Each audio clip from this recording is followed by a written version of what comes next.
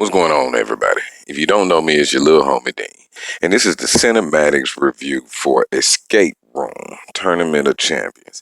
Now, this is the second edition to this little series or whatever I think they're trying to do. But I mean, if I'm just being honest, there's nothing special about it. I mean, they're trying to set up a little world where I guess they got some big old world figures that they don't introduce or tell us who is actually running it. And these world figures, are like kings and queens and presidents and all of this stuff. And they spending all this money just to watch people get killed in these escape rooms that they set up so lavishly and so flamboyantly that, only certain type of survivors would get through it. So on the first one, they had people that been through some crazy events and they were the only survivors. On this one, everybody that been through the escape room one time and then already survived. So they just willy-nilly on the subway got them on there together some way, somehow, which they act like they were trying to really set up the little girl to actually do it.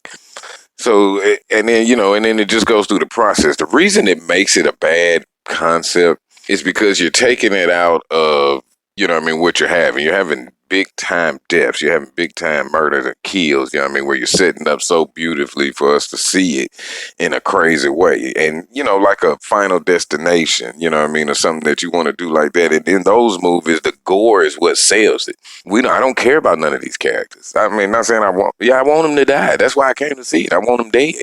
I want to see and I want to see the blood and gore like a Saw.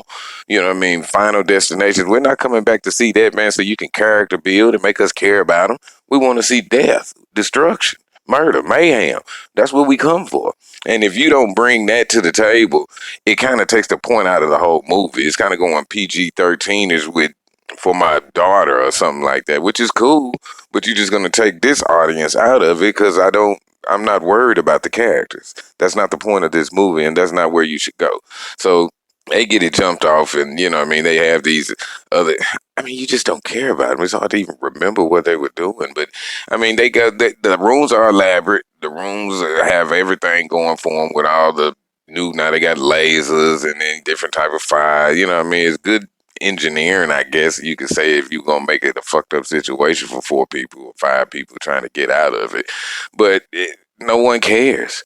Like, we're just waiting on something that actually has some substance and actually have a reason for us to worry about the actual characters and where they're going to go next. And then without you actually giving us a prime villain, with the villain just being faceless and maskless and not being able to come.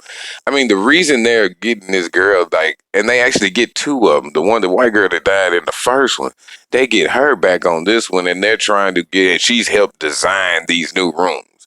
And the little black girl is smart. So they want her to start coming to design these rooms. And I'm like, are y'all serious? So she makes it through this one. She could have died at the beginning when the train wrecked. I mean, who knows if you gonna it was bad. But yeah, I mean, there's really not much to say. I wish I could go longer on this. You could check out a couple of my other reviews, but this one has nothing to really even talk about.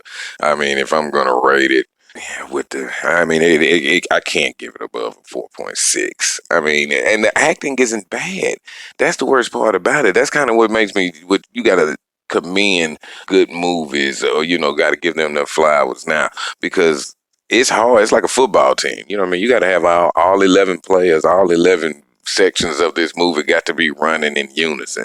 Them folks are acting, but the writing is so bad and the reasoning for everything is just so stupid. And all they're doing talking is just basically repeating, I see this.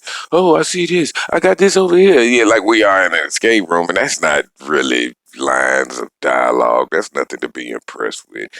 Escape room, yeah, I give it a 4.6. I mean, it wasn't nothing. I mean, you can watch it if you're bored, but I wouldn't if you're asking me.